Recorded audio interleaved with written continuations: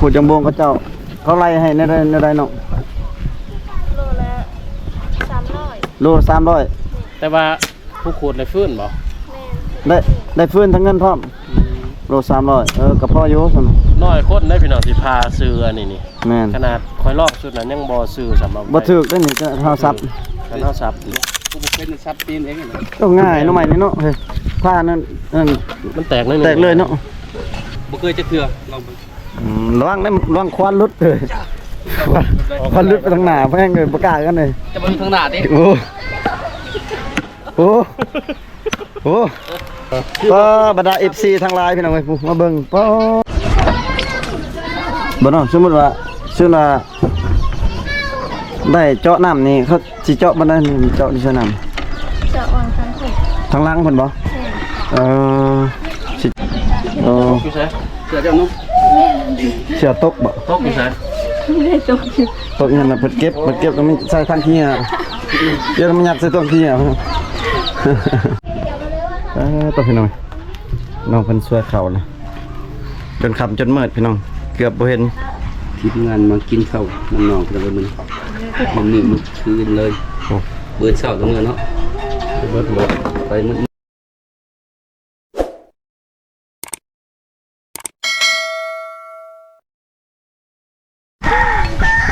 พี่น้องเว้ยสบายดีเด้อพ่อแม่พี่น้อง FC เบิดทุกท่านเนาะพี่น้องเนาะหลังจากที่ว่าน้องสาวนุ่นเพิ่นเนาะตักน้ำกินแล้วก็น้ำใส่แล้วเพิ่นก็มาฝ่าฟื้นแล้วก็สินึ่งข้าวนะนี่สินึ่งข้าวบ่น้องพาฟื้นนี่แหละพาทุกมื้อบ่ลุงแม่นฝ่าทุกมื้อเลยคือบ่ใส่เบิดนั่นเลยมายังบ่คือบ่เอาไปลำเลยเนาะใหญ่โพดมันใหญ่โพดมันมักใหญ่อีกน้องคือหัวล่ะระวังเด้น้องบ่มักใหญ่เอาไว้ลุงหนิงเอ้ยน้องคือหัวบ่ไอ้ว่ามักใหญ่คือหัวอย่าเข้าใจผิดเด้อเนาะน้องน้องนิ่งเนาะโอ้ดูเพิ่นก็งามน่าฮักเลยนางเผาแม่สินึงเขาก็มาพาฟื้นก่อนเนาะบ่ได้มาแบบบ่ได้พาไปหลายๆคือว่าแล้วบ่มีผู้ชายเนาะแม่แต่เฮามีผู้ชายก็ยังว่าพอให้ระวังในกล่องจะสิแตกขาดควันซับบ่แตกโดนยันระเบิดสินึงเข้าฝ่าฟื้นนึงเข้าปลาไฟพี่น้องเอ้ยให้กำลังใจโอ้ยืนให้กำลังใจพี่น้องเอ้ยชีวิตของแม่น้องนุ่นน่ะนิ่งมาเพ่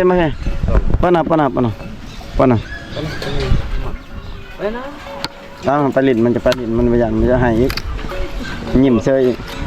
บ้านเจาะไปได้ขูดจังบงนี่น้องบ่เพิ่นกับแม่ฟื้นนี่ก็ขูดเอาได้พี่น้องขูดยางบงแล้วก็มาเปลือกมันเอาไปขายแล้วก็ไม้แก้นมันนี่ก็คือเฮ็ดฟื้นสบายเนาะฟื้นยางบงถือว่าสุดยอดพี่น้องเอ้ยร้านไฟครับยางบงชื่อน้องเองบ่น้องบ่ขูดจังบงเขาไล่ให้ในใดเนาะโลละ300โล300แต่ว่าผู้ขูดได้ฟื้นบ่แม่นได้ฟื้นทั้งเงินพร้อมโล300กับพ่ออยู่ซั่นน้อยคนได้พี่น้องสิพาซื้ออันนี้แม่นขนาดคอยลอกสุดนั้นยังบ่ซื้อสำหรับบ่ถูกได้นี่ก็เฮาซับกันเฮาซับกูเป็นซับตีนเองน่ะก็ง่ายเนาะใหม่นี่เนาะเฮ้ยผ้านั่นมันแตกเลยเนาะเจ้าสิบ่ลองบ่ลองแม่ซับมันดูซับด้วยตัวใหญ่ๆเจ้าเถิดซับมันดูFC ได้เบิ่งดูบ่แทนแล้วละตินี่ซับให้น้องเบิ่งนี่ยืนนี่ซับไปให้น้องเลยซับตัวใหญ่ครับกับตัวใหญ่เลยบ่ซับตัวใหญ่ลงตัวน้อยก็ได้เบิ่งเอาถือว่าเสียนได้พี่น้องเพราะว่าลองซับเบิ่งสิลองมาให้บ่าวแทนเป็นฝ่าฟื้นมึงพี่น้องเท้าอีกก่อนตรงนู้นเท้าอีกก่อนบ่าวแทนมาปฏิภาให้ไปซึ่งเด้อบ่ซึ่งบ่เอาเด้อบ่เคยจะเถื่อลองระวังควันลุดเลยควันลุดไปทางหน้าแม่งเลยบ่กล้ากันเลยจะเบิ่งทางหน้าดิโอ้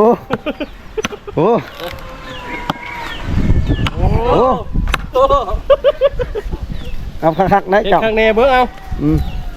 ลองกับน้องเฮ็ดบ่คือว่าน่ะพี่น้องคันบ่ลึกแน่บ่ได้เป็นไหนแน่ตาเดียวติ เอากลางเลยเฮ้ยคือเท่าคือน้องนุ่นพาน่ะแม่นว่าคักเว้ย เอ้ย ค่อยๆพาแล้วบ่เซิง ดึงเลยน่ะ ดึงเลยบ่ทันมา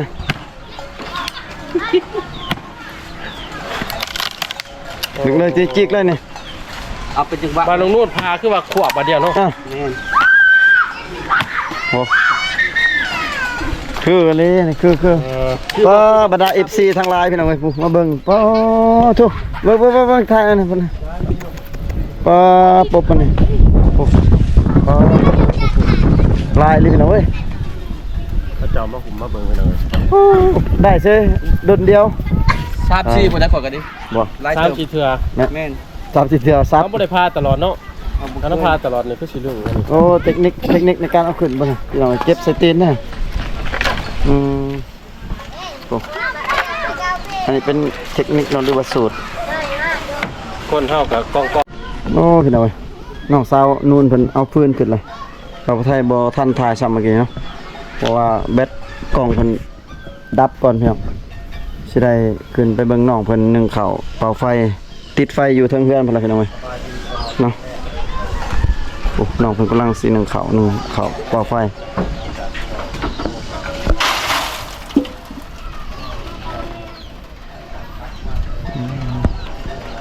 เวียกก็คือลายเลยพี่น้องเวียกของน้องเวียกก็คือผู้หญิงจะนักกว่าเนาะพี่น้องเนาะผู้ชายเพราะว่าน้องเพิ่นอยู่เพื่อนคนเดียวเพราะว่าพ่อแม่ก็ออกห้องออกสวนไปเวียกไปงานเบิดพี่น้องเอ้ยน้องเพิ่นกำลังสีหนึ่งเขาพี่น้องออกมาเพิ่นวันนี้ตามติดชีวิตแท้ๆแล้วพี่น้องเอ้ยพ่อแม่พี่น้องให้ได้เบิ่งจนอิ่มหมดละจนอิ่มจนเต็มหมดละเบิ่งคลิปน้องสาวนูน แต่เสาร์จนหอดค่ำเนาะ แมนแล้วก็น้องนุ่นกับมีโทรศัพท์แล้วก็เบิ่งคลิปตัวเองอีกจน เบิ่งตัวเองจะน้องเลยสิหนึ่งเข่า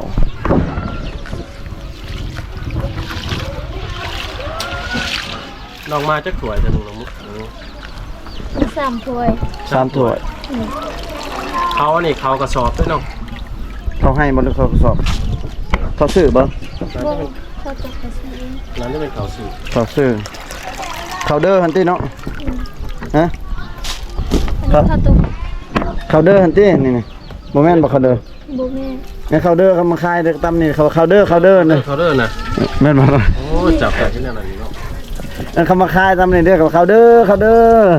ซื้อเขาเด้อแม่นบ่น้อง บ่เขา ใช่กอดเสาอีกเลย ตัดติดชีวิต งานมาบุกนี่ อ๋อน้องมาสิหนึ่ง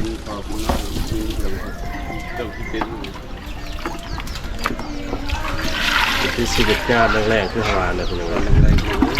กำลังการเสียง ได้ยินน้องเพิ่นว่าหลังจากที่หนึ่งเขาเป่าไฟเรียบร้อยแล้วเกลือเป็ดเกลือไก่เกลือหมูเรียบร้อยน้องเพิ่นว่าสิไปอาบน้ำยามแรงๆอยู่ห้วยอยู่ซองพุ่นละ ผู้สาวร้ายเลยคนว่าเนาะ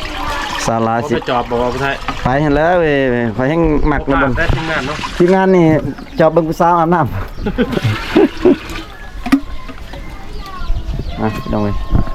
โอ้โหใส่หมอเลยเด้อพี่น้องระวังล่มเด้อน้อง เราใช้กำลังตัดทางเนาะ เออโอ้คันบ่ตันบ่ได้เบิ่งกันเห็นไหมเขาสิเอิ้นว่าตันติดชีวิตติ เขาสิบ่เอิ้นตันติดชีวิตของน้องได้นี่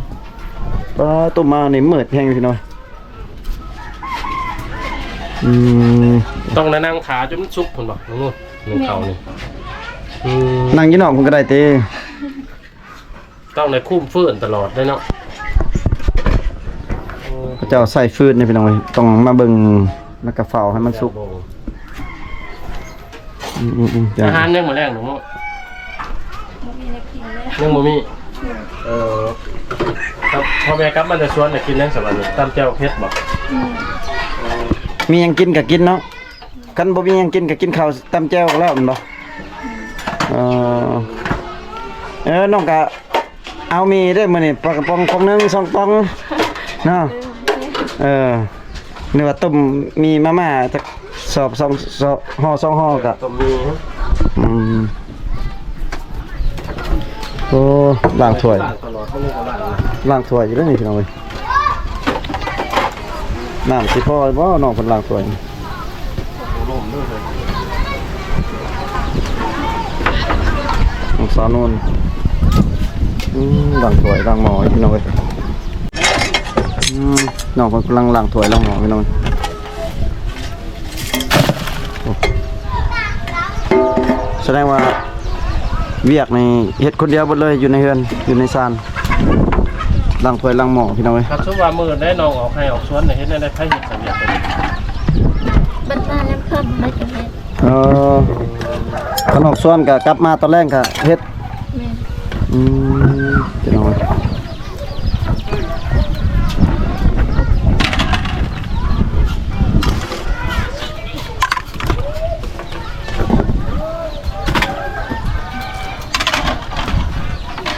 หั่นตอนนั้นเขาขายเครื่องที่หั่นตอนนั้นแม่นบ่ แม่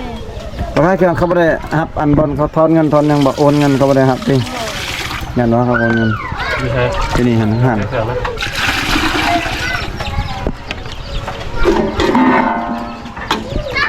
ล้างถ้วยล้างหม้อพี่น้องคนกำลังเริ่มมาหลายเนาะยามแรกๆเนาะเขาเจ้ากลับมาแต่หัวแต่สวน เอาก็สิมาพุ่นเลยเนาะ มาแต่หัวแต่สวนคนก็กำลังเริ่มหลาย บรรยากาศงามทั้งเลยลมบ่อย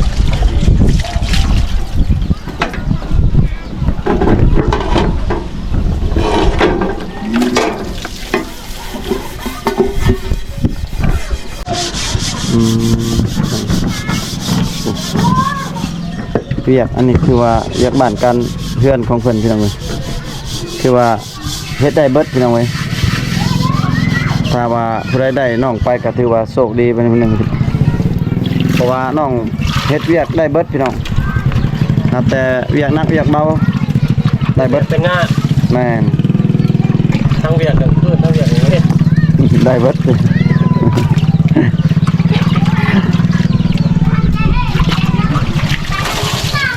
ียกเฮ็ดงานล้างถ้วยล้างมือน้ำเป็นทอดขาพอก็เลยครับมาจากสวนคนนึงในลูกเพิ่นก็หากะอาบน้ำให้ลูกเพิ่นแหละแล้วก็มาเฮ็ดเวียกเรียนต่อถือว่าหลายเวียกเติมมาบ่ได้เนาะ แม่น เฮ็ดอยู่เฮ็ดกินพี่น้องก็แต่เช้ามาเนี่ยก็ไปตักน้ำ ตักน้ำกินตักน้ำใส่แล้วก็มาหนึ่งเขาแล้วก็เกี่ยมเฮ็ดกินนี่ได้พี่น้องในตอนแรกนี่ว่าเวียกนักพอสมควรโอ้ลมดีเลย เย็นเนาะยามแรงมาเนาะ ครับเป็นลมบ่อย เย็นพี่น้องลมพัด ๆข้างหมอเขาไว้แล้วมาล้างถ้วยถาเนาะเพื่อล้างถ้วยแล้วผู้ดีหมอเขา บ่เข้าสุกเนาะ บ่สุกกับประหัดเนาะ หลังจากนึ่งข้าวปลาไฟเรียบร้อยแล้วนี่เกือบมุ้ยบ่เนาะ แม่ เกือบมุ้ยแล้วก็ถือว่าแล้วเลยแม่นบ่ถ้าแต่อาบน้ำพี่น้องสิได้เห็นหรือว่าตามติดชีวิตน้องๆจนพุ่นละจนตกค่ำพุ่นละพี่น้องบางทีก็พุ่นละ 10 โมงกลางคืนมันสิได้มาบางทีก็ท่าเปิดพัดลมใหม่อากาศนอน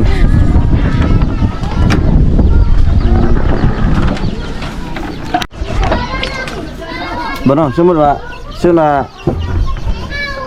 ได้เจาะน้ำนี่เขาสิเจาะบ่ได้เจาะที่สนาม จะอ่อนทั้งผม ทางล่างเพิ่นบ่ แม่ สิเจาะทางล่างเฮือนเนาะ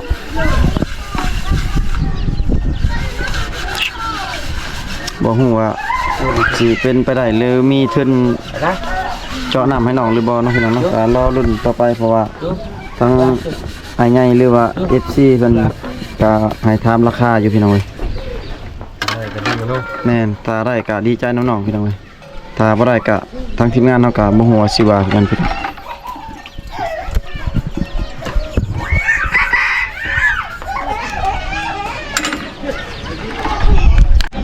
โอ้ อยู่ไส เสือเจ้านุ่ม เสือตกบ่ ตกอยู่ไส ไม่ได้ตกอยู่ ตกนั่นน่ะเพิ่นเก็บก็มีใส่ทางขี้อ่ะเดี๋ยวมันยัดใส่ตัวขี้อ่ะ แล้วพี่น้องน้อง เก็บมาเสร็จทั้งกี่เดือน อืมแล้วพี่น้องมีแต่ผ่าข่าวซุกไปเนาะเป็นยังหนึ่งข่าวอีกพี่น้องน้องสาวนนโอ้หูจักเวียกหูจักงานเด้อพี่น้อง เป็นแบบเป็นงาน อืม คนเคยผ่านหอนผ่านหนาวมาแล้วพี่น้องเลย ผ่านซุกผ่านดิบมาเรียบร้อยแล้วเนาะเขาเอิ้นว่าผ่านห้อนผ่านหนาวมาเรียบร้อยแล้วพี่น้องบ่ย่าน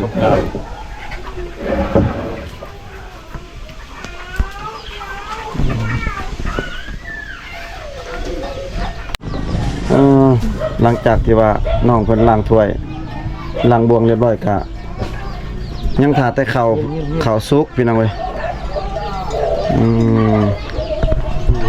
ไปเพิ่นถ่าย ห รู ง ป สาวดีถือว่า เยี่ยมมัน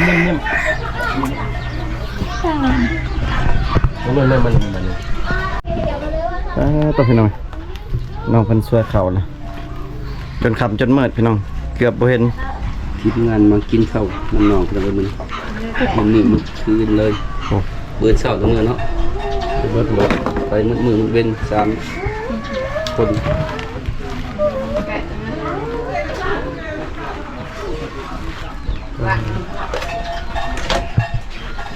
แสดงว่าตอนแรกเนี่ยบ่ได้มาเขาเนาะหนูเนาะเช้าอุ่นตอนเช้าเอาหนึ่งเช้าแล้วก็หนึ่งตอนแรกพี่น้องเลยมาเขาตัวเดียวมือหนึ่งนี่ตะเป็นสองเลย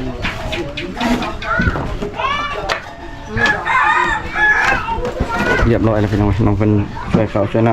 ำก็คือถือว่าสำเร็จเนาะในการนึ่งข้าวเป่าไฟตักน้ำ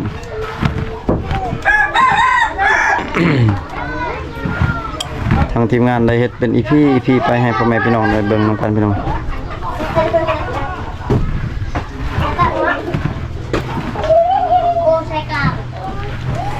เสียงเสียกับกองเสียแบบ FC หลายมีแต่เสียงเล็กน้อยพี่น้องพอ FC มาเบิ่งหลาย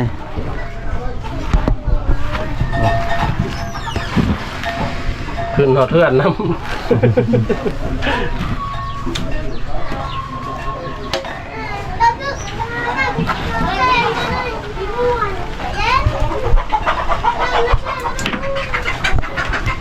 มื้อแรกนี่ถือว่าเบิดบ่เข้าแน่เนาะบ่เบิด อุ่นตอนเช้าเพิ่นว่า มีอุ่นตอนเช้า นะครับพี่น้องเลยกันไทยยังบ่มีคนหนึ่งข่าวเป่าไฟให้กินให้อยู่เฮ็ดกินกะ มาหาได้เลย มาหาน้องเด้อพี่น้องเลย มาจ้างน้อง บ่ได้แพงเพิ่นว่า โอ้ แล้วแต่ทางฝ่ายซ้ายสิให้ ขอแต่เว้าถือกันเนาะ เขาจะเอาถึงกัน5ล้าน10ล้านก็ได้พี่น้องเลยงัวตัวหนึงเพิ่นว่าพร้อมสิมาเป็นพอ นี่มาเลย เบิดขึ้นมา น้องนิ่งมาเลยพ่อลูกสาวเพิ่นโอ้ก็สำเร็จพี่น้องเนาะ ว่าสำเร็จเวียกของน้องติดตามไปที่ชีวิตกดทำจนเหมือนเนาะบางไฟเนาะ แม่น ตอนนี้ก็เวลาเลย5:30นหรือว่า17:00นตอนเย็น สำเร็จแล้วพี่น้องบางไทยก็สิได้ปิดคลิปไว้เพียงสำนี้เลยพี่น้องเนาะ จะไปต่อสักคิดหนาคันว่ามี แม่น แนวอื่นต่อยเนาะบอกได้เนาะ แม่น ตาม แม่น ที่ชีวิตน้องพี่น้องเลย พี่น้องก็ถือว่าการติดชีวิตของน้องสาวนู่นนะพี่น้องเนาะที่ว่าหนึ่งข้าวเป่าไฟเนาะก็ตักน้ำแต่งอยู่พอกินพี่น้องก็เอาไทยก็สิได้ขออนุญาตปิดคลิปไว้เพียงเท่านี้ก่อนพี่น้องขอบอกขอบใจ FC ที่เข้ามาติดตามมาชมคลิปต้นจนจบพี่น้องอยู่ดีมีแห่งเบิดทุกคนพี่น้องเจอกันอีกที่หน้าเด้อพี่น้องเนาะ